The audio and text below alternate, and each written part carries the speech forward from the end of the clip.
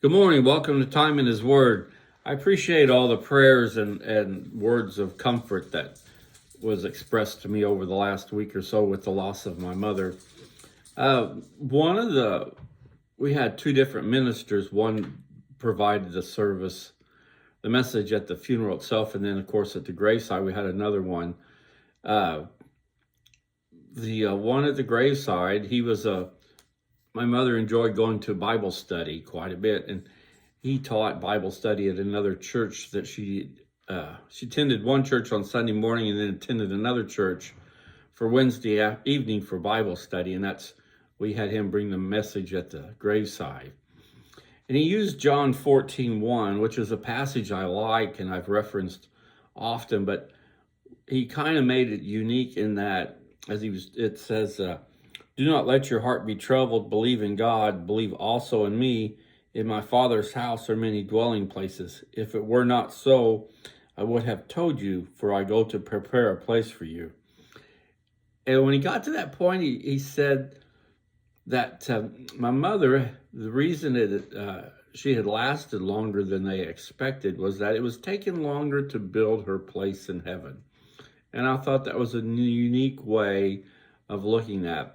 My mother had been diagnosed approximately about 4 years ago with cancer, and they gave her a year and a half, and she ended lasting close to 4 years, outliving a number of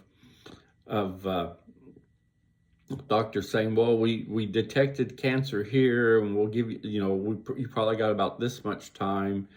But what I liked about the comment that the minister made was that he said it was taking longer to build her mansion.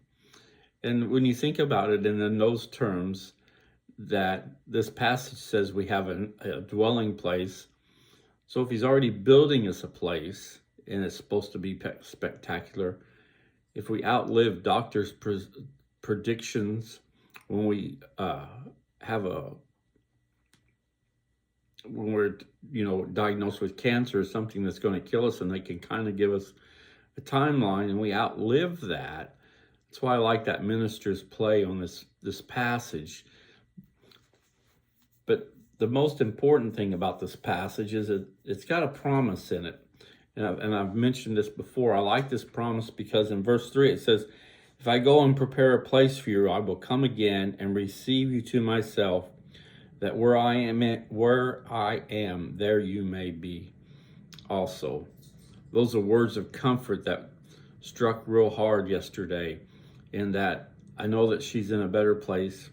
It's a beautiful place because, as the preacher said, it took a little longer to build, so it's going to be more spectacular. As you go through the day, think about that. If you were called home today, where would you spend eternity? Do you know without a doubt, as my mother did, or you I'm not quite sure? You need to be able to answer that question today as to exactly where you know you're going to spend eternity. And if you're not for sure, then you need to seek someone out that can answer that for you. That was the message that she wanted brought at the funeral home. The message she wanted preached was, don't worry about me. I know where I'm going to be, where I'm at.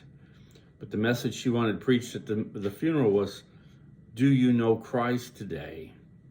And if you were to drop dead today, do you know where you would be? And that was the message she wanted spoken to those that came to mourn and grieve and pay their last respects. And that's why I asked you this morning, if you drop dead today, do you know for certain where you're going to spend eternity? Might be a brutal question, might be a rough question, might be a harsh question, but it's a question we need to be able to answer with confidence, knowing exactly where we will spend eternity. So think about that today. Do you know the answer to that question with confidence, where you will spend eternity? And if not, what are you going to do about it?